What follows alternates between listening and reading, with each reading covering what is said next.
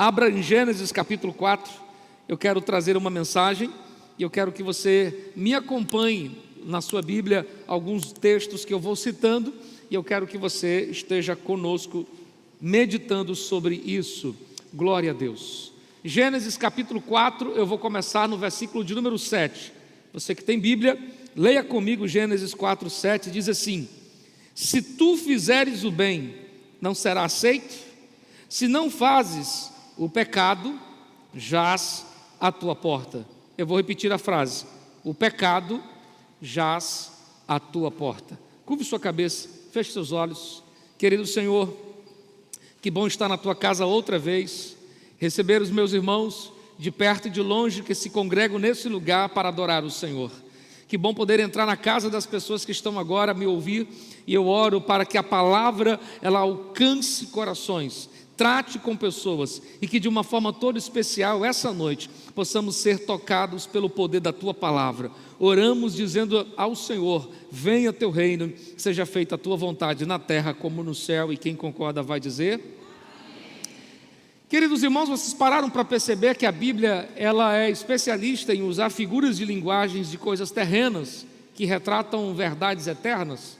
Por exemplo, quando lemos a Bíblia, encontramos expressões como tesouro escondido. Embora estejam usando expressões terrenas de tesouro, elas apresentam verdades eternas. Encontramos expressões variadas, diversificadas, como boa terra, boa semente, pescador de homens, pescador de almas. Essas expressões terrenas que apresentam verdades eternas servem para ilustrar coisas, chamando a nossa atenção. É como um bom pedagogo usando figuras de linguagem para dizer: olhe para isso, é sobre isso que eu quero falar. E eu olho para a Bíblia e no texto que eu li, uma expressão é usada e ela se repete várias vezes na Bíblia, e a expressão é porta. O texto lido está contando um momento que envolve Caim e Abel, mais precisamente Caim. Este Caim está agora com o coração cheio de mágoa, está agora com o coração ferido, ele está com inveja do seu irmão porque ele foi aceito, ele está com um monte de sentimento, e Deus se apresenta a Caim e diz: o pecado jaz a tua?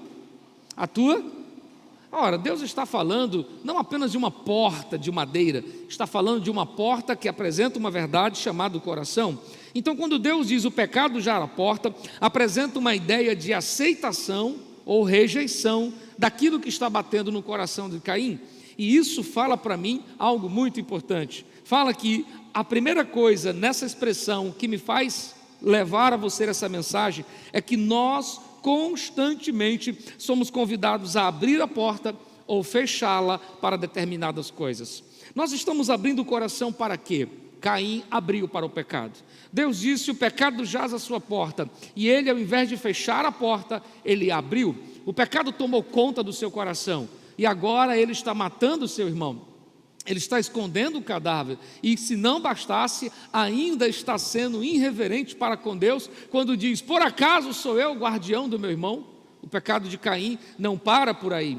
Os pecados vão se multiplicando e ele agora foge da presença de Deus. Ele se torna uma pessoa redil, desobediente, tenta edificar uma cidade com o coração relutante. O pecado está invadindo espaço nele, mas não somente nele. Se você prossegue alguns capítulos adiante, você vai ver que a descendência de Caim é uma descendência voltada ao pecado, é uma descendência entregue ao mal. É por isso que Gênesis 6 começa dizendo assim: os filhos de Deus e os filhos dos homens, para descrever a descendência de Caim e a descendência de Sete. E a descendência de Caim é uma descendência má, profana, promíscua, uma descendência entregue à prostituição, entregue aos prazeres. É essa descendência que no capítulo 6 é narrado dizendo: pensava mal cotidianamente. Seus corações eram entregues à luxúria, eles viviam entregues aos prazeres. O resultado disso: Deus olhou para a terra e sentiu doer seu coração, porque o pecado invadiu não apenas o coração de Caim, invadiu o coração de uma geração. Não apenas uma geração, invadiu famílias inteiras, e esta situação se tornou uma situação terrível. E terrível por quê? Porque está escrito no livro de Tiago, no capítulo 4, no versículo 4, que quem quer ser amigo do pecado constitui-se inimigo de Deus. Agora o homem está tão amante dos prazeres, tão entregue aos seus pecados, que ele não se importa mais com Deus, não se importa mais com uma vida de arrependimento, não se importa mais em pôr a sua vida em ordem, ele só quer abrir a porta para o pecado. E por causa disso, uma outra porta aparece no cenário bíblico, é a porta dos céus. Quando o homem abriu a porta para o pecado, Deus fechou a porta dos céus. No mesmo livro de Gênesis, que você está com ele aberto, no capítulo de número 3, a expressão há de dizer que Deus fechou a porta para Caim, para Adão e Eva. Quando esses pecaram, o versículo de número 24 diz que o Senhor colocou um querubim, um guardião, e esse querubim, versículo 24 do capítulo 3 diz assim: ele expulsou o homem que colocou no lado do jardim do Éden querubins, com uma espada flamejante que se voltava a todos os lados para guardar o caminho que dava acesso à árvore da vida. Sabe o que o texto está dizendo? Que Deus fechou a porta dos céus. Deus fechou a porta, o acesso à árvore da vida. Se a porta do coração do homem se abriu para o pecado, a porta dos céus se fechou. E é simples de pensar, porque quem quer ser amigo de Deus tem que ser inimigo do pecado. Quem se entrega ao pecado está se distanciando de Deus. Paulo escreve com muita propriedade em Romanos 3, dizendo: porque todos pecaram e distantes estão da glória de Deus. O pecado agora fecha as portas dos céus, e os anjos, que outrora eram conservos, agora são guardiões. Com uma espada desembainhada, eles estão guardando o caminho para que o homem não mais tenha acesso. Dá para você perceber o que está acontecendo? O homem perdeu o acesso a Deus. Quando ele abriu a porta para o pecado, a porta dos céus se fecharam. Em Isaías, no capítulo 59, no versículo 1, a expressão do profeta é essa: os vossos pecados fazem separação entre vós e o vosso Deus, de modo que ele não mais vos escuta. O pecado é um abismo que distancia o homem de Deus, criatura do seu Criador, o pai dos seus filhos. E agora essa distância gera um abismo tão grande, e salmista Davi, entendendo isso, ora no Salmo 51, no versículo 9, dizendo: ó Deus, fecha os teus olhos, fecha os seus olhos e não olhe para o meu pecado. Davi sabia que todas as vezes que o pecado estava em seu coração, isso distanciava Deus dele. Se a porta do coração estava aberta para o pecado, a porta dos céus estava fechada para o homem. E o resultado disso, o homem agora começa a bater em várias portas. Ele começa a procurar de portas em portas algo que lhe preenchesse, que satisfazesse, que fosse encontro das suas necessidades. É isso que nós vamos encontrar ao decorrer das Sagradas Escrituras. Em Atos, no capítulo 3, nós temos no versículo 2 a história de um paralítico que há 40 anos vivia mendigando. E é maravilhoso ler o versículo 2 quando diz: ele estava na porta do templo chamado Formosa. Ele estava na porta do templo como alguém que estivesse dizendo: eu estou à espera de um milagre, eu estou à procura de um milagre, na porta do templo, para que Deus olhe para mim. Os homens estão agora na porta, esperando alguma coisa acontecer.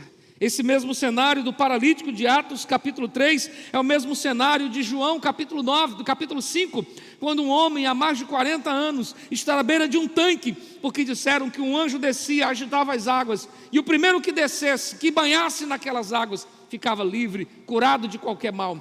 Então ele ficava ali à espera, na porta do milagre. Seus corações estão tão vazios, tão aflitos, porque ninguém que está distante de Deus terá seu coração preenchido de alegria. Ninguém que está distante de Deus se sentirá feliz mesmo estando cercado de tudo e de todos. E esses homens vazios estão à beira de tanques, à beira do templo, à beira do caminho, como o próprio Bartimeu, mendigando, esperando que alguém passasse e tivesse compaixão. Os homens estão às portas, até porque do lado de dentro da porta há segurança, do lado de fora da porta há desespero. Em Êxodo 12, diz que foi estabelecido a Páscoa, e uma das coisas que acontecia na Páscoa, depois de matar o cordeiro, era pegar o sangue e passar nos umbrais da porta, e quem estava do lado de dentro da porta estava seguro, quem estava do lado de fora da porta estava entregue à morte. E no versículo 7, diz que naquela noite, a morte, o destruidor passou por toda a terra egípcia, e todos que estavam do lado de dentro da porta, marcada com sangue, viram-se salvos da morte. E os que estavam do lado de fora foram entregues ao choro, ao desespero. Então, no desespero de tentar entrar por uma porta, os homens gritam, e esse grito chegou aos céus. Em João, no capítulo 10, diz que a porta desceu à terra. No versículo 9, Jesus está olhando para os homens que estavam de porta em porta, de beco em beco, de lugar em lugar, e ele aparece no versículo 9 dizendo: eu sou a porta, quem entrar por mim, salvar-se-á. Quando Jesus se apresenta à porta, ele está dizendo: eu sou o caminho, eu sou o reconciliador entre os céus e a terra, eu sou aquele que veio fazer a ponte, trazer o mistério da reconciliação. Romanos, no capítulo 5, dos versículos 6 a 11, a expressão diz: Deus nos amou quando nós éramos ainda pecadores, sendo nós inimigos de Deus, Ele nos enviou Jesus e nos reconciliou. Agora temos por Ele livre acesso ao Pai. Sabe o que Jesus está a fazer no mundo? Ele está de novo abrindo a porta. E não é de se estranhar que quando Ele morre no alto da cruz e Ele grita a sua última palavra: está consumado, diz Lucas que dos céus à terra rasgou-se o véu. O véu do templo rasgou-se, e quando diz rasgou-se de alto a baixo, é exatamente isso que você acabou de ouvir, dos céus à terra. Não foi a terra que se reconciliou com os céus, foi os céus que se reconciliou com a terra.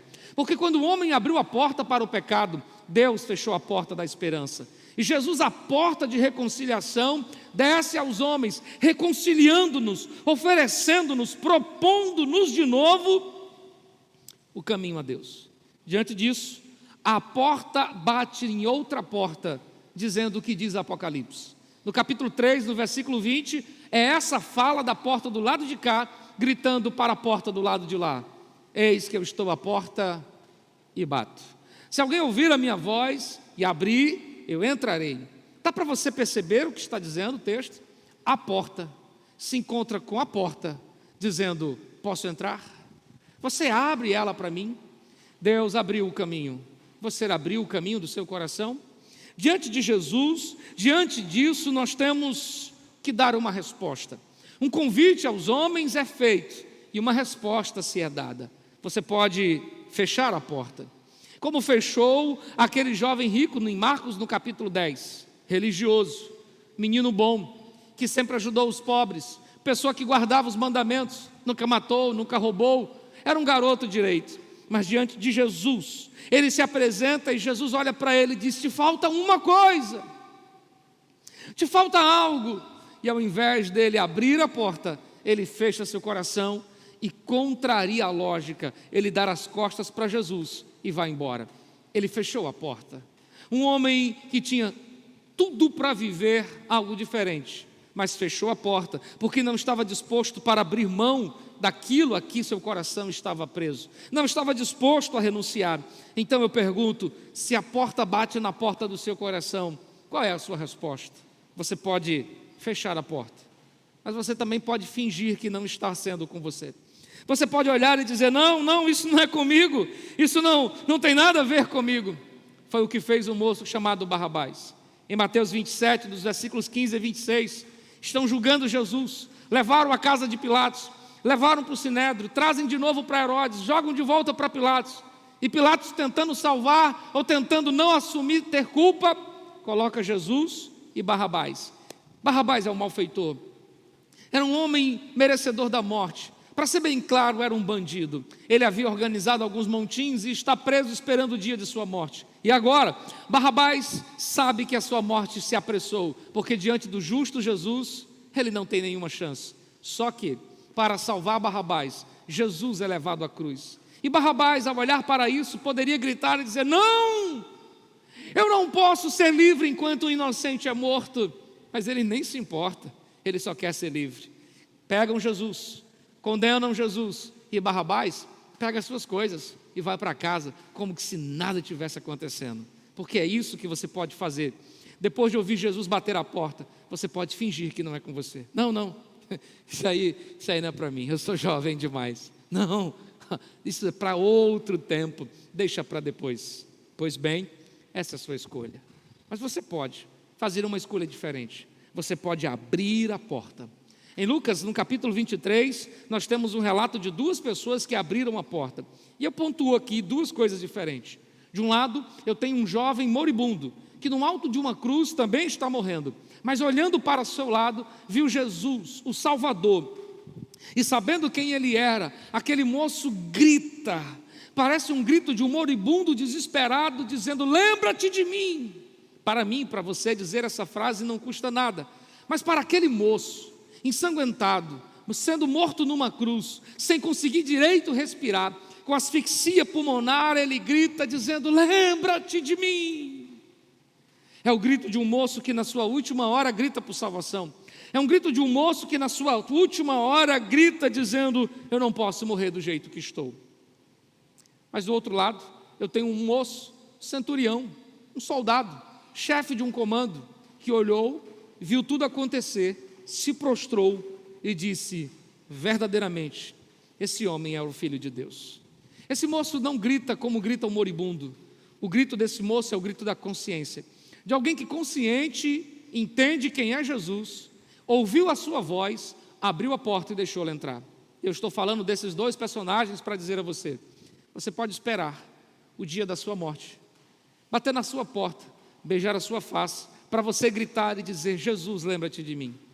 Eu só não sei se haverá tempo para isso, porque sua morte pode ser demorada ou repentina, sua morte pode ser inesperada ou não, sua morte pode ser algo que leve tempos, ou pode ser algo que você deitou e não mais acordou. Como eu não sei o meu dia, nem o modo pelo qual morrerei, eu não quero correr o risco de gritar o grito do moribundo. Eu quero gritar o grito da consciência.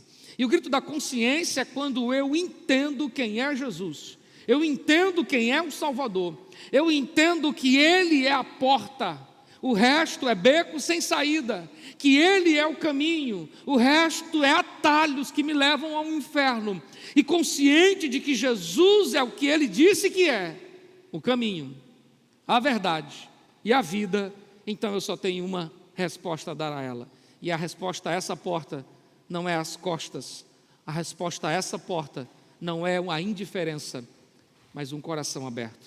Eu abri a porta para Jesus. Em fevereiro de 1995, eu compreendi isso. Eu compreendi que a cruz era mais que uma história e decidi viver e morrer por causa da minha fé em Jesus. Senhoras e senhores, eu estou hoje pregando para vocês. A porta bate a porta do seu coração. A resposta, você quem tem. Qual será a sua resposta? Qual será a sua resposta a isso? Você pode fingir que não está sendo com você, mas você jamais vai conseguir ficar sem uma resposta. Você pode dar as costas, essa é a pior das respostas, mas você pode ser inteligente e abrir o coração e dizer: Senhor, entre na minha casa, entre na minha vida, o Senhor é bem-vindo, porque eu não posso viver sem você, eu não consigo viver. Eu quero que você mergulhe no porão da sua consciência e responda a si mesmo: a porta do seu coração está aberta para Jesus? Eu não estou perguntando se você é religioso, eu não estou perguntando se você tem uma Bíblia, eu não estou perguntando se você vem à igreja, eu estou perguntando de quem é o seu coração. Quais são as coisas que centralizam o seu coração? Quais são as coisas que ocupam o centro da sua vida? Se não é Jesus, você corre grandes perigos, meu amigo, porque a única maneira de chegar aos céus é através da porta que dos céus desceu para reconciliar os homens com Deus.